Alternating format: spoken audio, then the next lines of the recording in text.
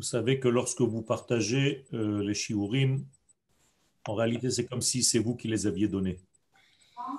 Donc, vous avez une participation et une association à la diffusion de la Torah. C'est l'intérêt de notre peuple, c'est l'intérêt du monde entier. Pas parce que c'est moi qui donne les cours, tout simplement parce que lorsque la Torah se diffuse dans le monde, il y a beaucoup plus de lumière qui circule et une bénédiction dans tous les domaines. Donc, il est très, très important de prendre part active dans cette diffusion au maximum de personnes. Partagez autour de vous. Donc, on va commencer. Bravo d'abord. OK. Alors, Erev Tov à tous. Be'ezrat Hashem, aujourd'hui, nous allons donc parler de la paracha de Vayetse. Avant cela, je voudrais faire une petite publicité pour mon ami David Antonelli pour la sortie de son livre Retour d'une étincelle perdue. Vous pouvez retrouver ce livre sur Internet. Vous tapez David Antonelli. Et la Refoua Shlema pour Marcel Bat Chaviva et pour Lisa Bat Myriam. Be'ezrat Hashem, Refoua Shlema min hashamayim. Amen. Non, merde. OK. Nous avons une règle qui a été donnée par le Ramban Nachmanides qui dit la chose suivante dans son explication sur Sefer Bereshit, dans la paracha de Bereshit, Maase Avot Siman Labanim. Les actions de nos pères sont un signe gravé dans l'ADN des enfants. Yaakov, c'est donc Israël. Pas seulement au niveau de son nom et de son deuxième nom qui va s'appeler plus tard Israël aussi, mais lorsqu'on parle de Abraham, de Yitzhak et de Yaakov, on parle en réalité de la nation d'Israël tout entière qui sortira de ces personnages qui ne sont donc pas des personnages individuels, mais qui sont les porteurs du peuple d'Israël dans l'avenir.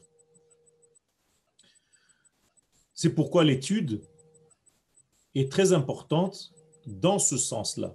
Quand vous étudiez Abraham, Yitzhak et Yaakov, Sarah, Rivka, Rachel, Léa et Zilpa et Bilha, en réalité, vous étudiez la notion de ce qui va sortir, non pas seulement le présent au niveau de ces personnages, aussi grands soient-ils, ils sont en réalité les porteurs de la Neshama du peuple d'Israël. Et c'est en cela que cela nous intéresse. J'entends souvent dans des cours une diffusion de la personnalité de Yaakov en tant que telle. C'est très important. Mais il faut savoir où se retrouve cette facette de personnalité au sein même de la nation d'Israël. Si ce n'est pas le cas, cela ne nous intéresse pas vraiment concernant l'homme en question, la femme en question. Sarah nous intéresse parce que tout ce que la Torah écrit concernant Sarah est une prophétie. Une prophétie sous-entend qu'elle touche toutes les générations et donc je dois retrouver en fait ce personnage à l'intérieur de mon être. Ce qui va se passer donc dans la vie privée, entre guillemets, de Yaakov n'est qu'un support pour comprendre ce qui va se passer ultérieurement dans les gènes gravés par ces actions de Yaakov au degré de tout ce peuple d'Israël qui va sortir. Yaakov sort en exil dans notre paracha. Sa sortie en exil est donc la première sortie en exil du peuple d'Israël. C'est la première fois que le peuple d'Israël sortira en exil. Alors bien entendu, pour l'instant, c'est sous la forme d'un seul homme, c'est Yaakov. Mais n'oubliez pas ce qu'on vient de comprendre, que les actions de nos pères sont gravées dans l'ADN des enfants. Eh bien, cette sortie d'exil de Yaakov contient dans sa graine toutes les sorties d'exil de toutes les générations jusqu'à l'avènement messianique. On peut dire la même chose au niveau de son retour en terre d'Israël. Son retour, si on l'étudie convenablement, eh bien, il contient toutes les facettes intérieures et secrètes de la Géoula. Donc, c'est avec cette force-là que nous devons étudier la Torah. Et d'abord, il faut se poser la question, pourquoi sortir? Vayetze Yaakov mi be'er Sheva vayelech Harana. Yaakov va sortir de Be'er Sheva et va aller à Haran. Pourquoi doit-il sortir de Be'er Sheva? Ben, tout simplement parce que Yaakov, au premier degré de la lecture, a peur de son frère, qui veut le tuer. Yaakov a pris les bénédictions de Esav, et Esav maintenant revient, entre guillemets, à lui-même, à sa haine viscérale, et il veut poursuivre Yaakov, et il jure de le tuer. Donc Yaakov, premier degré, doit se sauver. Je traduis ce que je viens de dire au niveau des générations.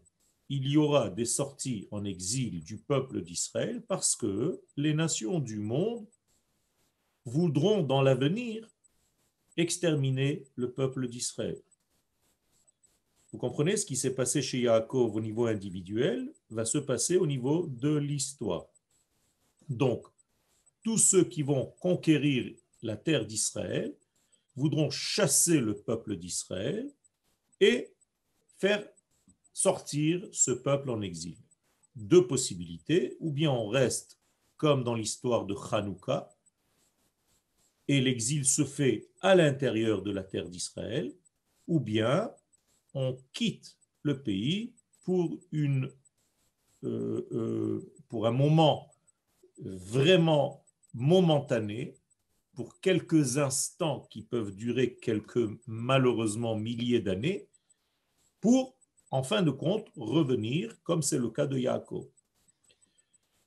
La deuxième raison de cette sortie est plus profonde que la première.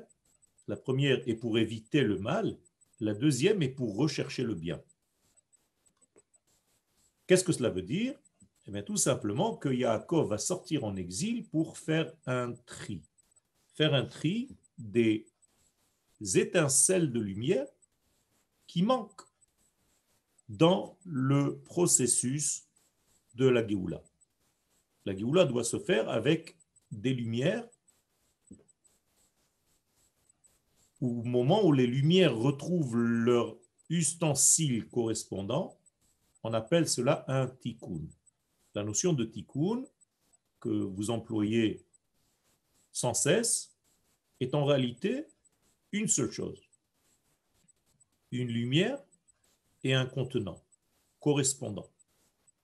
Lorsqu'il y a lumière contenant, eh bien c'est un tikkun.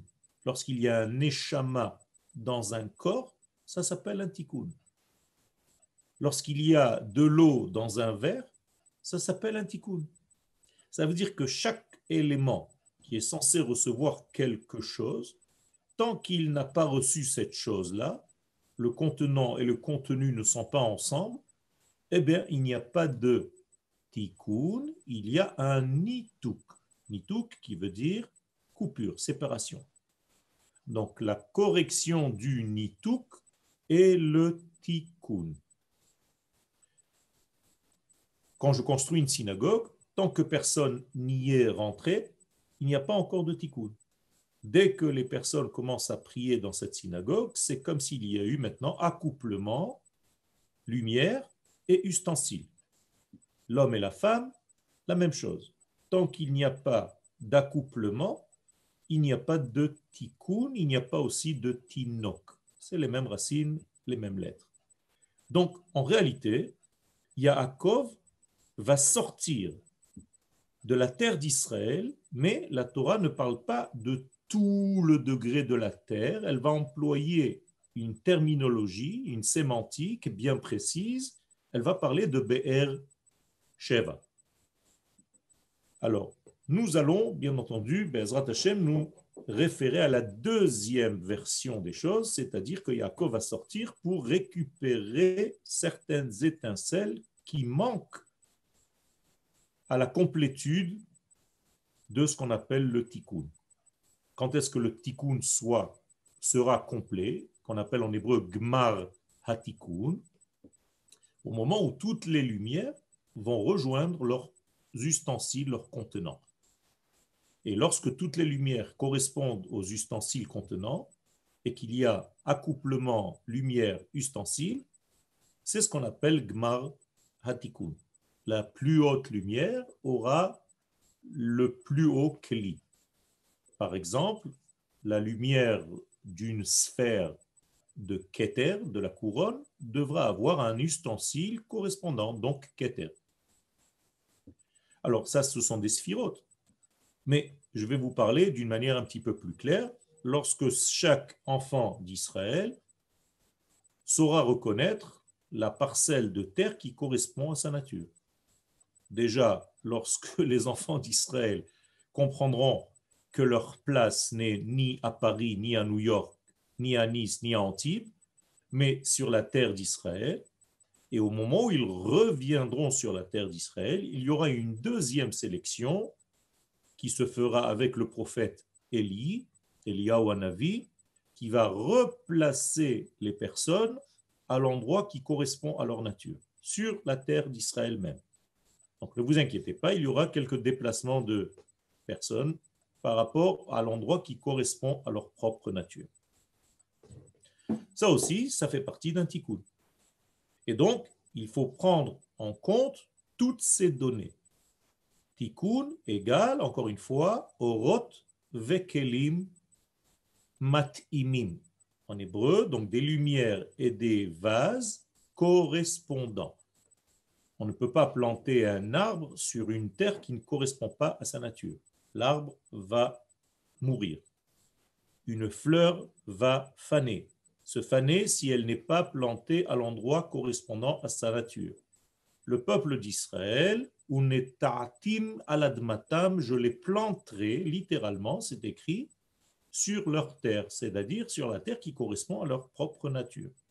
Donc on n'a pas besoin d'être déraciné, chas v'shalom, et encore moins essayer de se trouver des morceaux de terre qui correspondent à de l'à peu près pour essayer de survivre.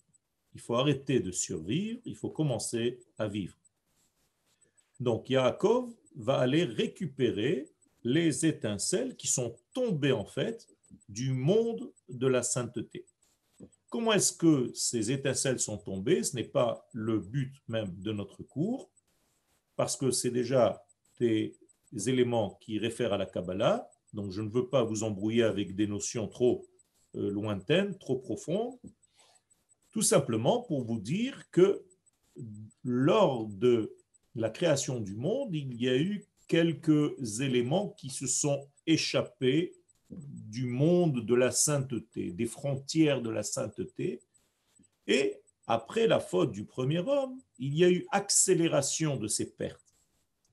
Et donc, beaucoup de lumière se trouve loin de leur source. Le but de la sortie de Yaakov de Be'er Sheva est d'aller dans ces lieux lointains, récupérer, reconnaître et récupérer ces étincelles perdues pour les ramener en terre d'Israël et justement reconstruire la couronne brisée. Il faut savoir que lorsque ces étincelles de lumière se trouvent dans leur exil, elles sont prisonnières. Elles sont prisonnières pour nourrir ces exils. C'est-à-dire que les forces négatives qui se trouvent à l'extérieur savent reconnaître ces étincelles de lumière et savent qu'il faut les garder, qu'il faut les attacher pour que ces étincelles, en réalité, nourrissent ces forces négatives en dehors de leur système. Je vais vous donner un exemple pour ne pas que ce soit trop virtuel. Quand quelqu'un a reçu une intelligence aiguë dans sa vie, eh bien, ou il utilise son intelligence pour dévoiler les lumières d'Akadosh Baruch Hu dans ce monde, ou bien il peut utiliser cette même intelligence pour voler. On est d'accord. S'il utilise cette intelligence pour voler, qu'a-t-il fait? Eh bien, il a pris ces étincelles de lumière et il est allé nourrir des éléments étrangers à ce qu'il doit faire dans sa vie. Moralité, il aura nourri le mal et après il va falloir libérer toutes ces puissances qu'il a utilisées de ces prisons de négativité.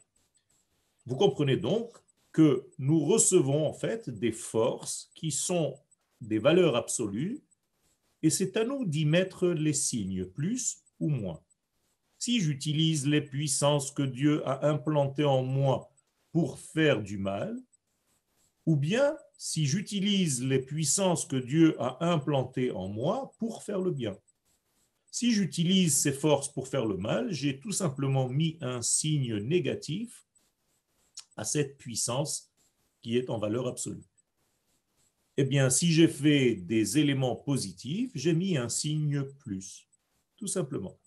Donc, le Yetzer Hara, c'est tout simplement mettre un plus ou un moins à ma valeur absolue. Alors, imaginez-vous que moi, Yoel, je sois en valeur absolue 8. Eh bien, je peux devenir un plus 8 ou bien, chas vechalila, un moins 8. C'est toujours la même puissance. Yaakov est donc sorti chercher tous ces éléments qui ont été utilisés, volés, violés et utilisés par les forces du contraire de la sainteté, ce qu'on appelle en hébreu Tzad Acher, Sitra Achra, en araméen. Et l'exil profite de ces forces-là, bien entendu. Un petit exemple, Yosef Hatzadik est une puissance extraordinaire. Eh bien, Paro, immédiatement, le vole et le met à son service. Donc, Yosef va servir l'Égypte comme personne n'a pu le faire. Et même quand il quitte ce monde, le pharaon va enterrer Yosef dans le Nil pour qu'il serve de batterie. Vous comprenez que Yosef dans le Nil, c'est comme un générateur de puissance. Donc, tant que Yosef est là-bas, qu'il soit vivant, qu'il soit mort, eh bien, l'Égypte utilise ses énergies pour vivre. Au moment où on quitte l'Égypte avec toutes ces batteries, toutes ces piles électriques, eh bien, l'Égypte devient, disent les sages, comme un aquarium sans poissons. C'est-à-dire, on a vidé en fait l'énergie du pays en question. Comprenez pourquoi les pays, d'une manière inconsciente, ont peur de perdre leurs juifs. Au moment où les juifs quittent un pays, c'est comme si on enlevait à ce pays toute la puissance. Je vais vous dire quelque chose qui un petit peu fait mal, mais le Zohar le dit, je n'y peux rien. Lorsque le juif ne donne pas sa puissance à sa propre nation et qu'il donne sa puissance à une autre nation, par exemple lorsqu'un juif paye ses impôts dans un autre pays qui est le sien, il y a ici une forme de perte de semence, un gaspillage de la puissance juive et de son cerveau et de son savoir et de ses qualités et dans tous les domaines, ceci est vrai. Il faut donc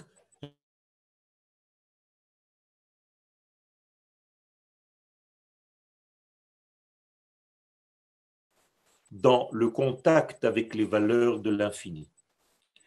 Donc Yaakov va sortir de Be'er Sheva, il va sortir de cette graine qui est avant même le chiffre 7, il va sortir de la racine même de la vie et il va descendre dans le monde de l'action. Alors chez l'être humain, ça peut se réaliser aussi. Notre Be'er Sheva, c'est la Neshama, et le Haran, c'est le corps. Mais il faut quand même faire ce travail. On est obligé de faire descendre les valeurs qui se trouvent dans notre racine des 7, Be'er Sheva, dans notre Neshama, dans notre degré 8, pour nourrir justement les 7 degrés de notre propre système. Attention, il ne faut pas sortir en dehors de moi-même, sinon je me perds. Donc je dois faire en sorte que la Neshama de Yoël serve les 7 degrés de Yoël. Une fois que je suis dans le complet, alors je peux sortir un petit peu plus à l'extérieur et aller aider d'autres personnes que moi-même. Il y a donc un voyage de la Neshama vers le corps. La Neshama se trouve à Be'er Sheva, toujours, et le corps se trouve dans le Sheva, dans les 7. Le corps, c'est déjà le 7. Be'er Sheva, c'est avant le 7. Donc, il y a un mariage, Neshama, corps. Et effectivement, c'est le but même de la Neshama, de faire passer toutes ces énergies au niveau du corps. Tout ce qu'il y a à l'intérieur, le faire passer à l'extérieur. Mais, encore une fois, je répète, pour ne pas que ce soit mal compris, il y a des règles et des frontières. En dehors de la frontière qui correspond à cette lumière de l'âme, cette lumière, en fait, ne peut plus se dévoiler, car le corps de l'extérieur ne correspond plus. Vous comprenez comment ça marche? Donc, il y a ici une demande intérieure, intrinsèque, de faire très attention quelles sont les limites de la diffusion que je suis en train de faire. Alors, comment est-ce que ça se passe? D'abord, il faut savoir ce qu'il y a dans la source des 7, dans le degré ultime, pour après pouvoir descendre dans le 7. Parce que si je ne viens pas de la source des 7, qu'est-ce que je vais faire dans le 7? Je vais peut-être même me perdre dans le 7 de ce monde. C'est un petit peu compliqué ou c'est très clair? Ça va? Plus ou moins. Alors je vais expliquer avec des mots un petit peu plus simples. Si je ne suis pas lié à ma propre source, qui s'appelle la source des 7, le Be'er Sheva, qui est mon âme, quand je vais sortir sans cette puissance de l'attachement de mon être à mon âme, je risque de me perdre à l'extérieur, parce que je ne viens pas d'un endroit où j'ai touché la solidité, la stabilité, vous comprenez? Donc quelqu'un qui veut sortir, mais qui n'est pas stable, comment est-ce que vous voulez qu'il aide autrui? Il va tomber. Il va se perdre dans l'endroit où il veut aller, même si son idée, c'est d'aller chercher des étincelles. Les étincelles vont lui dire, viens mon petit vieux, on va te prendre avec nous, tu ne vas pas réussir à nous faire sortir d'ici, c'est nous qui allons t'avaler. Et donc, le mal va encore gagner des étincelles de lumière. Moralité, il faut d'abord savoir ce que j'ai à l'intérieur de moi-même, dans ma partie la plus haute, la plus spirituelle, la plus profonde, la plus au niveau de l'âme, pour après pouvoir ressortir et agir dans le monde extérieur. C'est plus clair comme ça? Eh bien, les anges, c'est ce qu'ils font. Dans le rêve de Yaakov, on dit que les anges d'abord montent et après redescendent. Donc il y a un sens très clair dans la Torah. Quel est le but? C'est de redescendre. Mais pour redescendre, il faut d'abord monter. Pourquoi faire monter? Bien, pour rencontrer ma véritable identité là-bas en haut. Si je ne monte pas assez, si je ne suis pas au plus profond de moi-même, comment est-ce que je vais pouvoir sortir? Qu'est-ce que je vais faire à l'extérieur? Je n'ai rien à apporter au monde extérieur. Donc, d'abord et avant tout, je dois monter pour rejoindre le monde intérieur de ma vie. Donc les anges, en réalité, qui montent et qui descendent sur l'échelle de Yaakov, ce sont en réalité des forces qui sont en moi-même. C'est moi l'échelle de Yaakov, c'est toi, c'est elle. Vous avez tous une échelle de valeur sur laquelle vous grimpez pour aller monter, toucher vos points essentiels de la vie. Et de là-bas, vous pouvez redescendre pour amener ce que vous avez rencontré là-bas dans le monde d'ici. C'est clair?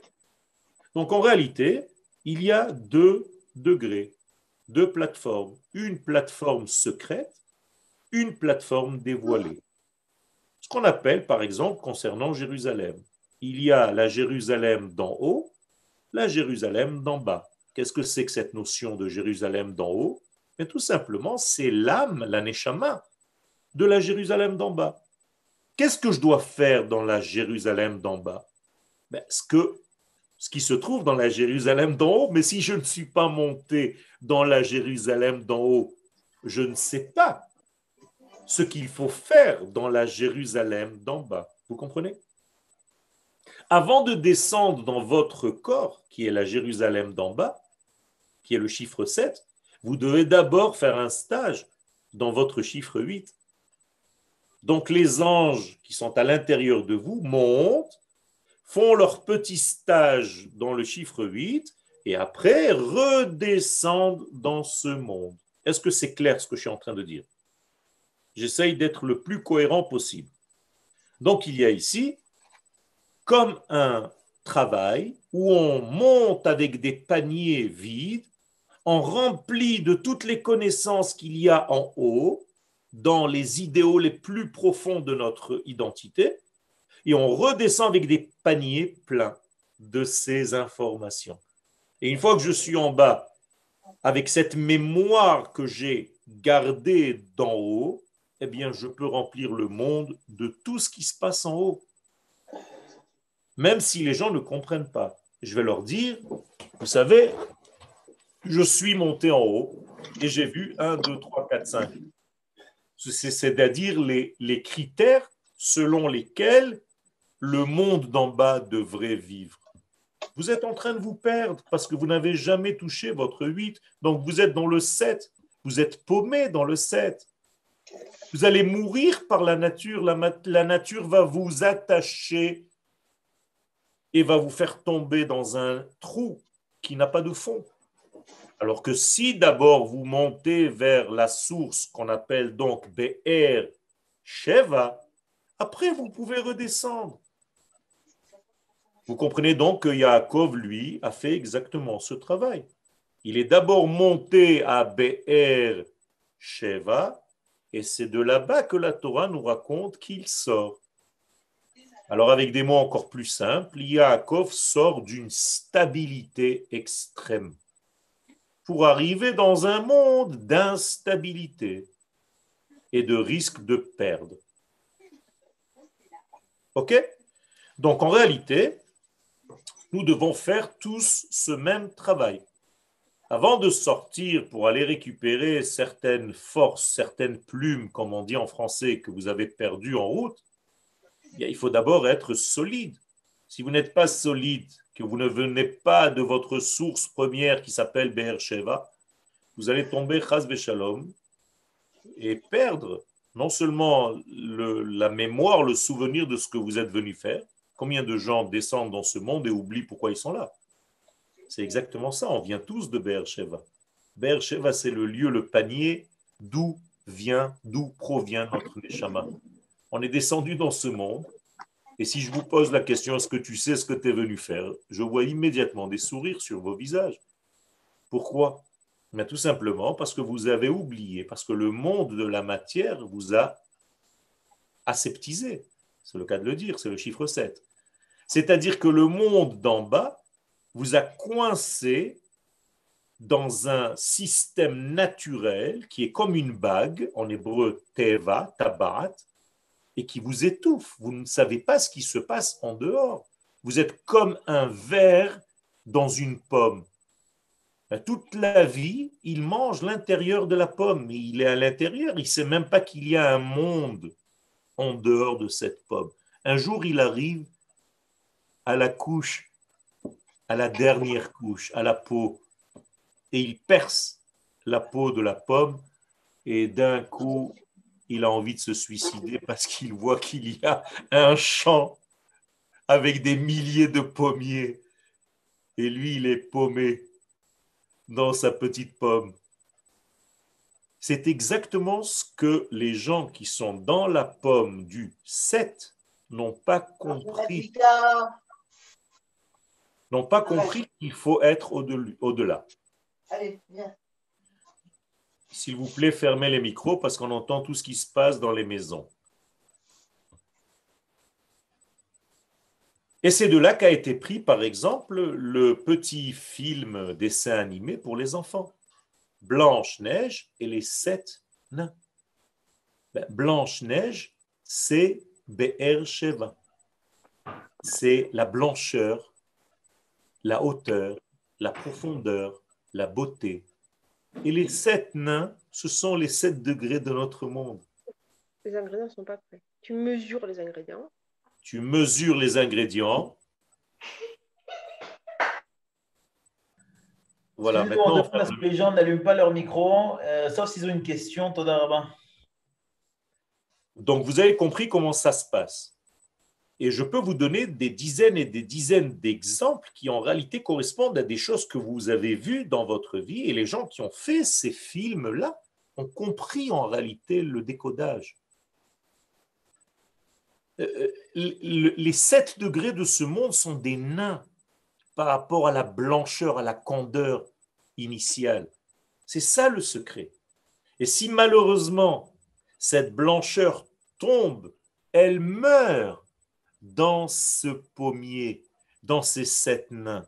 Et il va falloir encore quelque chose pour la faire monter. Donc Yaakov va faire ce travail. Il va sortir du monde de la liberté absolue, de l'unité absolue, très solide. Et maintenant, il va descendre facilement, relativement facilement, dans le pays des 7, dans le degré des nains, pour apporter la lumière de ce degré très élevé duquel il vient. Rabotai, tout ce que je suis en train de vous dire, c'est une préparation de Yaakov pour le peuple d'Israël, pour ne pas que les exils dans lesquels nous étions soient trop difficiles. Eh bien, Yaakov est sorti de Be'er Sheva, il est sorti de la source. Mais, et ça c'est un grand mais, il ne faut jamais oublier d'où tu viens. Et malheureusement, nous avons vu que pendant 2000 ans, beaucoup d'entre nous ont oublié l'essence, n'avaient même pas envie de rentrer, de revenir à la source des 7. Ils se trouvent bien au pays des nains. Parce que c'est plus facile de vivre comme un nain plutôt que comme Blanche-Neige, dans la blancheur, dans les idéaux les plus élémentaires, les plus élevés. C'est-à-dire que pour passer de la stabilité à l'instabilité, il faut d'abord venir d'un endroit stable. Si vous levez le pied en tant que danseur ou de combattant dans un sport de combat, vous ne pouvez pas lever une jambe si l'autre pied n'est pas stable sur la terre. Mais c'est la même chose. On ne peut pas faire un acte si on ne sort pas de la stabilité. Vous avez une double paracha qui peut vous dessiner ce que je suis en train de vous dire. Ça s'appelle Nitzavim Vayelech. Qu'est-ce que ça veut dire Nitzavim Vayelech? Ce n'est pas seulement l'ordre des parachiotes. Nitzav, ça veut dire stable. Vayelech, tu peux commencer à marcher. Si tu sors d'un degré de stabilité, alors tu peux commencer ta démarche et ta marche dans la vie. Mais si tu ne viens pas, ou si tu oublies l'endroit duquel tu es venu, tu as un problème. Tu as un problème très grave. Je peux dire en mon âme et conscience que lorsque, malheureusement, à un moment donné de ma vie, j'étais poussé, peu importe maintenant pourquoi, à sortir de ma terre, alors que je suis né aussi à Be'er Sheva. Eh bien, quand j'étais en exil, jamais, mais au grand jamais, j'ai oublié d'où je venais. Et j'avais une seule bulle dans ma tête, c'est d'y revenir. J'ai grandi dans une bulle de terre d'Israël avec un seul degré qui me poussait tout le temps comme un mouvement intérieur qui ne me laissait pas de repos. Repars, repars. Tu ne peux pas rester ici. Eh bien, si on faisait ça, on serait tous ici. Malheureusement, on s'est perdu en exil et on n'a pas compris. Vous comprenez donc ici qu'il y a quelque chose d'extrêmement fort. Et la nouveauté, c'est qu'on ne quitte pas les 7, mais on va nourrir les 7 pour qu'ils deviennent à leur tour des géants. Grâce à quoi je peux nourrir les 7? Grâce aux 8 duquel je viens. Le peuple d'Israël vient de Be'er Sheva. Yaakov est sorti de Be'er Sheva. Yaakov, c'est nous.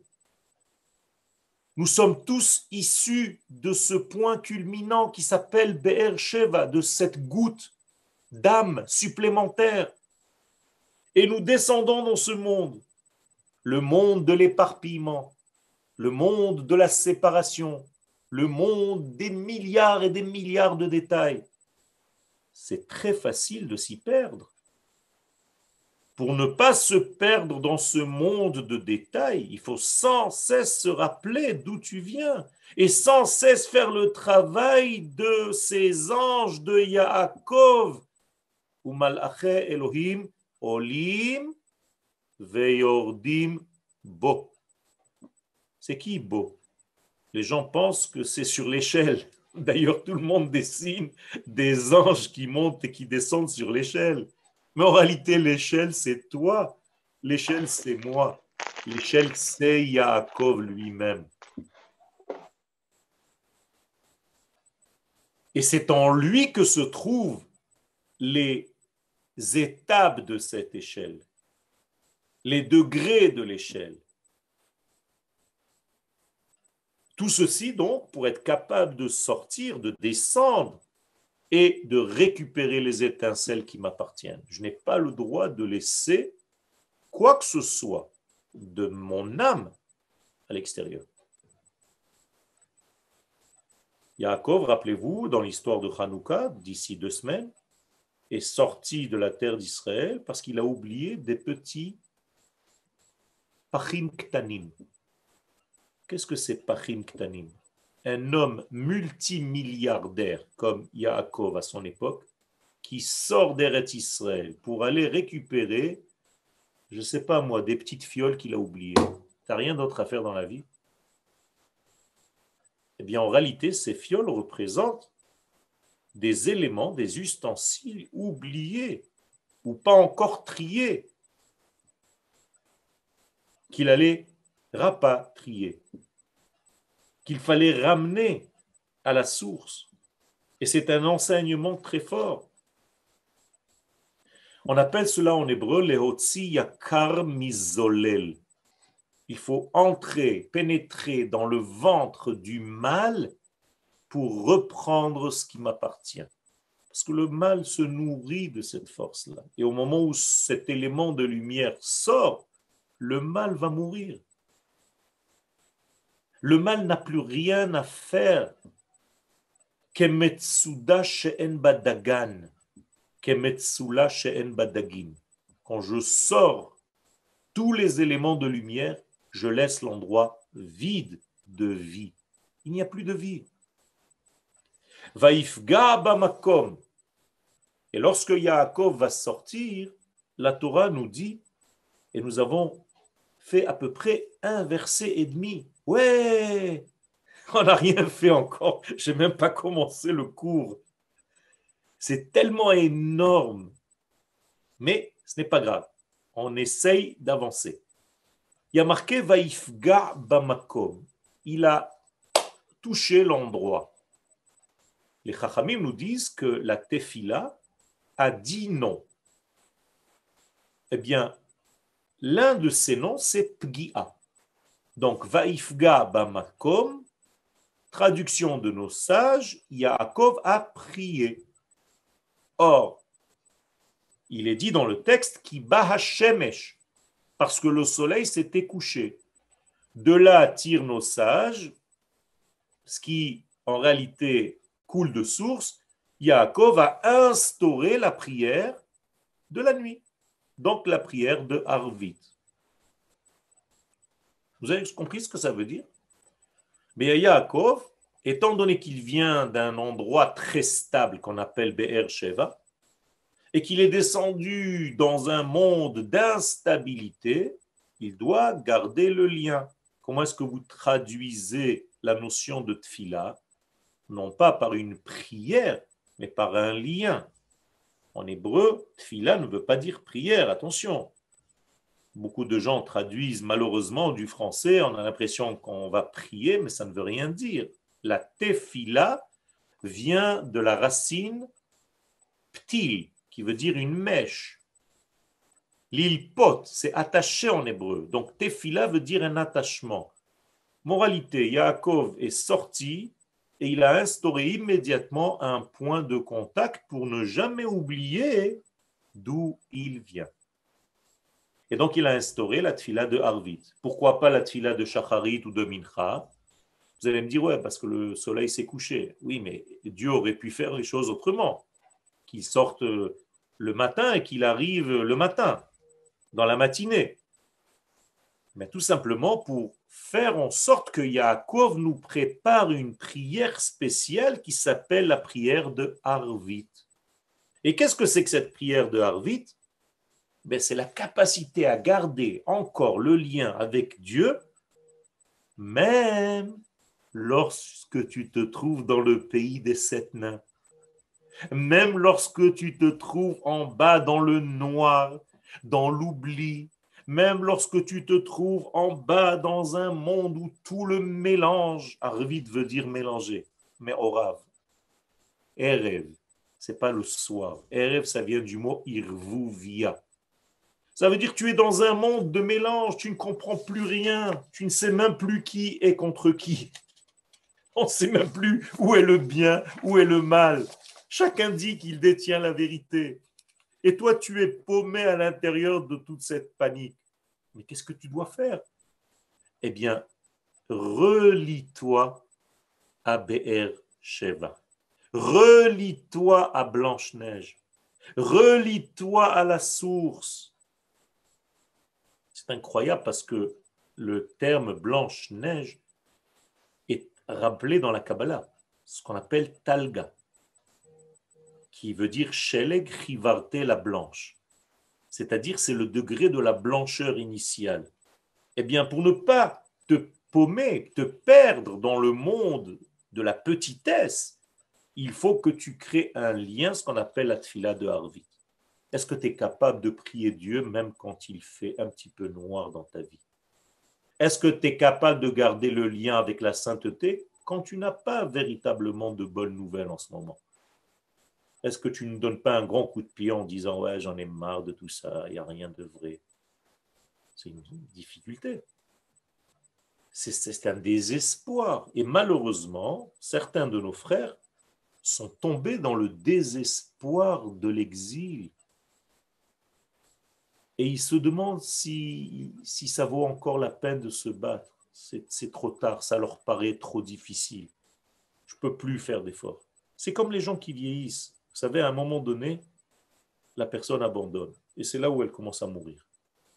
Elle se laisse, c'est fini, elle n'a plus la force de se battre, ni plus rien, je me laisse partir.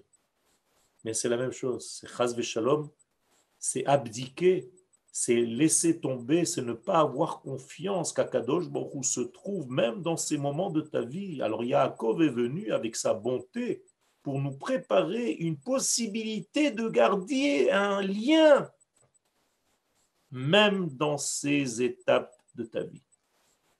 Vous comprenez ce que ça veut dire instaurer la tfila de Harvit? C'est pas seulement fabriquer une tfila en disant voilà, tu vas commencer à dire Barechou, après tu vas dire le schéma, après tu vas dire la Hamida. Ça va, on a compris. C'est pas ça, Rabotai. C'est tout simplement savoir garder le contact avec l'Éternel, même quand il fait nuit dans ta vie. Comme quand tu vas allumer les veilleuses de Hanouka.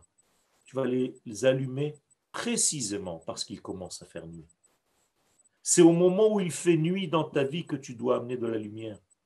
Et c'est ça la Torah. C'est ça la sainteté de la Torah. La Torah vient nous enseigner comment vivre dans le monde des sept nains. Car elle, la Torah, elle vient du chiffre 8. Vous savez comment on appelle le chiffre 8 dans la Torah? Dans la Kabbalah? Soulam, l'échelle. Incroyable. C'est la même valeur numérique que Sinaï, le mont Sinaï duquel la Torah est descendue. On ne dit pas que Dieu a donné la Torah. On dit Moshe Kibel Torah mi Sinaï. Et les sages nous disent que la Torah a été reçue d'un degré qui s'appelle Sinaï. Et ce degré qui s'appelle Sinaï, en réalité, c'est Be'er Sheva. C'est de là que la Torah vient.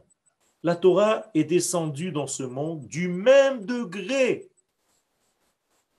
duquel Yaakov est sorti. Ça veut dire que la Torah et Israël, c'est une seule et même chose.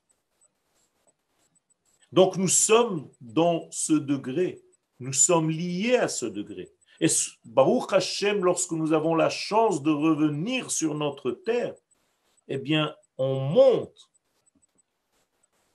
de ce degré des 7 petits degrés pour arriver à atteindre la source des choses.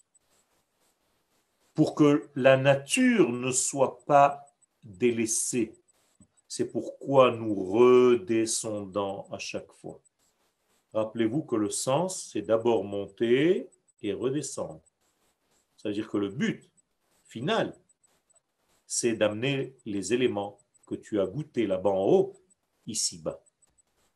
Et si tu as l'impression que la Torah, c'est de la spiritualité, malheureusement, comme beaucoup de gens ont l'habitude d'étudier, ils ont l'impression que la Torah, c'est de la spiritualité. Mais il y a un grand problème. La Torah, ce n'est pas de la spiritualité. Akadosh Baruch Hu n'est pas spirituel. Ça ne veut rien dire. Vous êtes en train de donner des définitions à En Sof Baruch Hu. Akadosh Baruch Hu n'est pas plus dans l'esprit que dans la matière. Il n'a pas plus créé la neshama que le corps.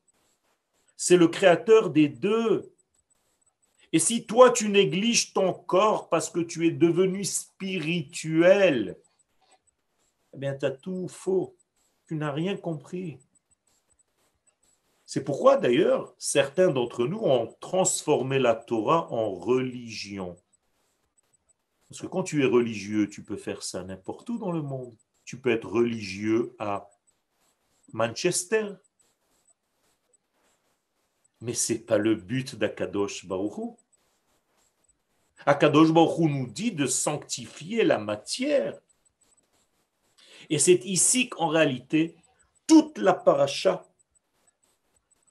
vient et décide pour nous l'avenir, en fait, du peuple d'Israël.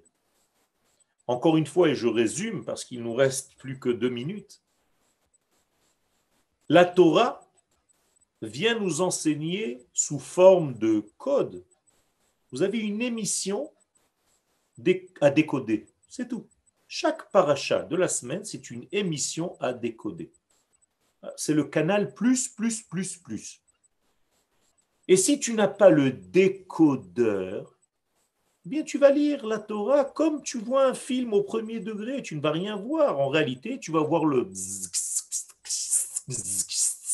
C'est tout, c'est exactement ça. Le décodeur, c'est en réalité les sages d'Israël qui vont faire le travail énorme de nous mâcher la Torah et de nous l'apporter au degré humain, palpable, compréhensible. C'est ce degré-là que nous devons étudier lorsqu'on étudie la Torah. La Torah est la lumière divine, c'est la volonté divine qui descend sur terre. Tout ce système de sortir, c'est la sortie en exil pour récupérer des étincelles. Avec ces étincelles-là, on va revenir sur la terre d'Israël et on va fonder la nation. N'oublie pas que ces étincelles, c'est Rachel et Léa, qui elles aussi représentent les 2 mondes. Pourquoi 2 femmes? Comme je vous l'ai expliqué, il y en a une qui se trouve chez les 7 nains et l'autre qui se trouve dans le chiffre 8. Eh bien, Léa, c'est le monde d'en haut, c'est le chiffre 8. Et Rachel, c'est la même que Léa en bas pour faire le travail et apporter la vie chez les 7 nains. Yaakov, qui est au milieu entre ces deux femmes, va épouser les deux pour être lui-même l'échelle qui fait monter et descendre sans cesse les valeurs de l'infini. En prenant le tétragramme, la lettre Yud, c'est en réalité les valeurs de l'infini. Et après, nous avons 3 lettres. 2 lettres féminines qui sont les mêmes, He, He, Léa et Rachel. Et une lettre au milieu qui est la lettre Vav, Yaakov. Yaakov va épouser Léa pour amener les valeurs d'en haut vers Rachel en bas. Ça, c'est le secret en réalité de toute cette construction dans la paracha de Vayetze. Merci pour votre assiduité. Merci pour le nombre qui va en augmentant. Et tout ce que je vous dis, ce n'est pas pour attaquer. C'est tout simplement pour comprendre que nous avons une essence et que nous devons prendre la décision de commencer à comprendre que notre terre est ici et qu'il faut un jour ou l'autre se réveiller de ce grand rêve. Merci beaucoup. Toda Rabba. Magnifique. Merci beaucoup. Rav Yoel. Je vous rappelle, vous pouvez poser vos questions au Rav Yoel sur question. יישר כוח, ממש. תודה רבה. תודה. Merci. Toda. תודה רבה, יואל, de la part de Gabriel et Yonit. תודה, נשמות יקרות. אני מתגעגע אליכם. תודה רבה.